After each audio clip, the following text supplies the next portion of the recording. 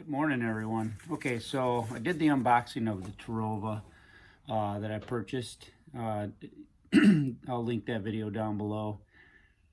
Today I'm going to install it, or at least start it. And so today I'm also going to move the battery up to the forward compartment and, route the wires a little differently as well. It is about 14 degrees outside and it's about 45 in my garage. So, it's not ideal, but we'll get through it.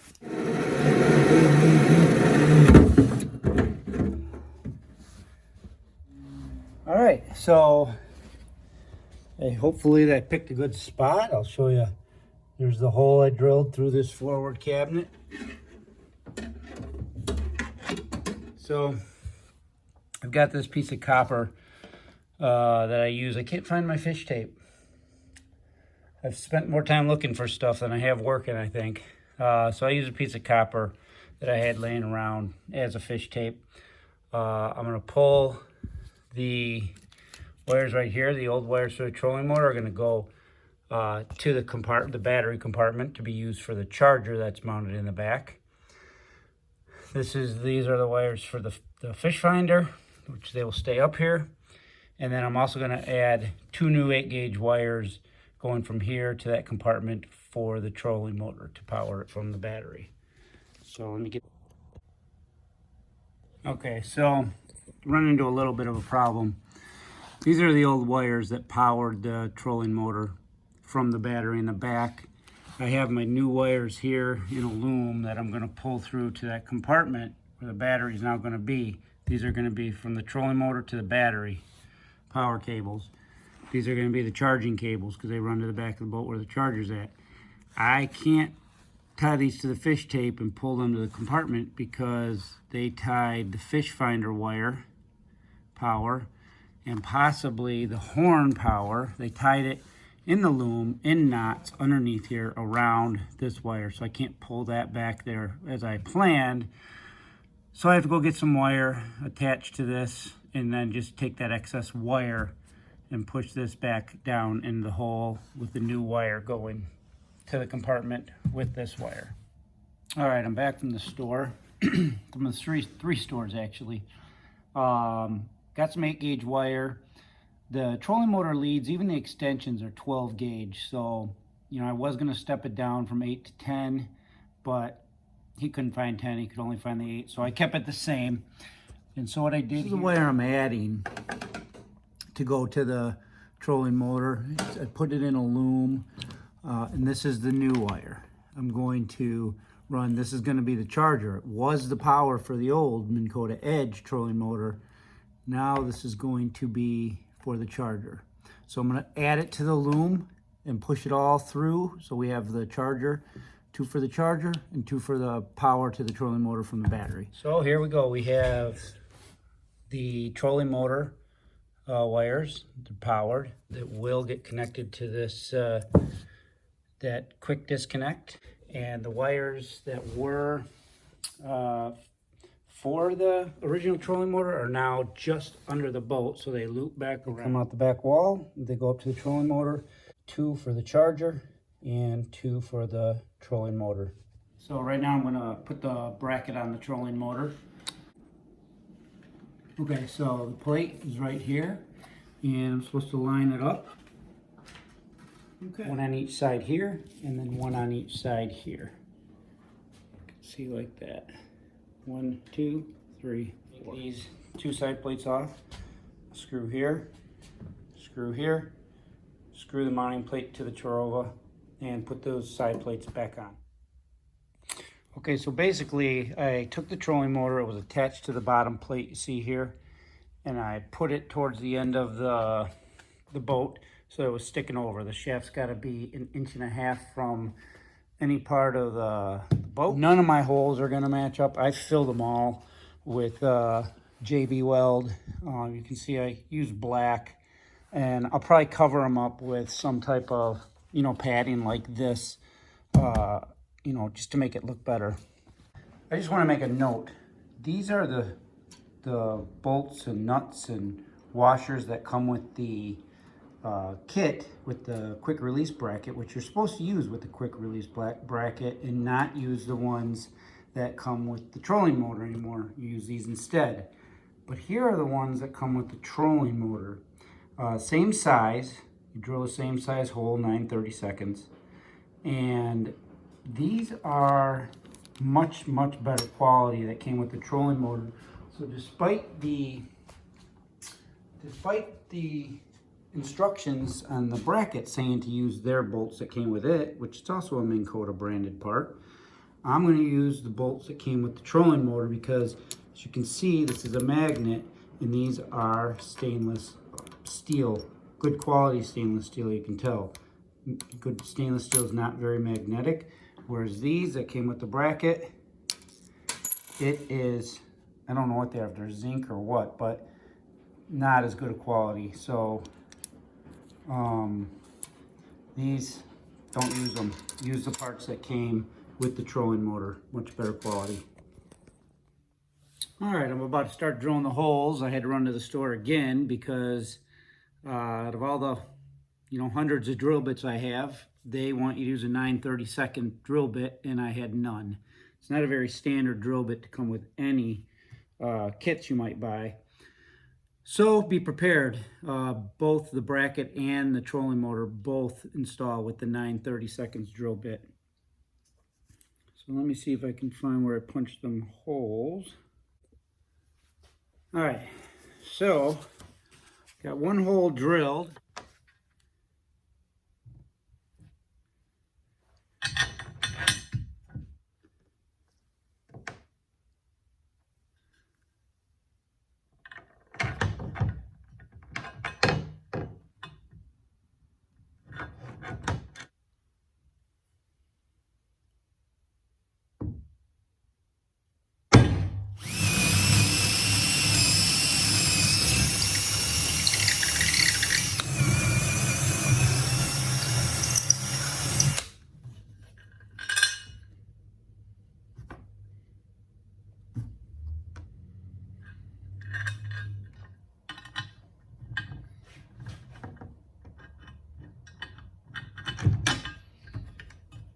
There's the plate, the bottom bracket.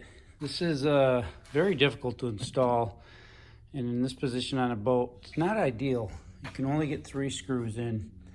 You can see the screw holes kind of in a bad spot because one behind it doesn't make sense and one in front of it is too close to the edge. So I wasn't really happy with the 3 screws, so I did push the limit here and got 1 screw pretty close to the edge, but there's 4 screws now. This ain't going anywhere. Okay, and then I did want to show you, this is the tool that I used. 7/16 inch ratcheting wrench, and put a little electrical tape on the bottom side to hold the nut in, and then put some silicone on the washer to make it stick to the nut a little bit. And then you got to fish it in through this hole while you're looking with a flashlight. There's not a lot of room. And go all the way to those. While the bolt is going through, you got to hit the center of the nut. And it was actually, only one of them gave me a hard time. 3 I got lucky, and I thought it'd be harder, but it was hard enough. All right, the wiring's yet to be done, but it's on the boat. It looks good. The position looks perfect. The shaft's supposed to be 1.5 inches from the boat, and it is. The fact that I couldn't use any holes.